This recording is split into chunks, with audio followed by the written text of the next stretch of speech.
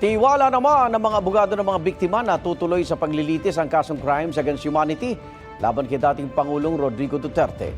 Sinabi yan ni ICC Assistant to Counsel Cristina Conti sa gitna ng ikalawang araw ng confirmation of charges hearing kahapon.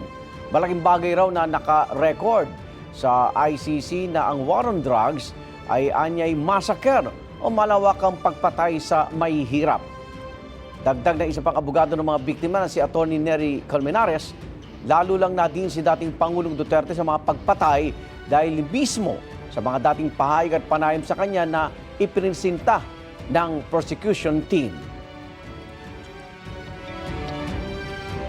Igan, mauna ka sa mga balita, mag-subscribe na sa GMA Integrated News sa YouTube para sa iba't ibang ulat sa ating bansa.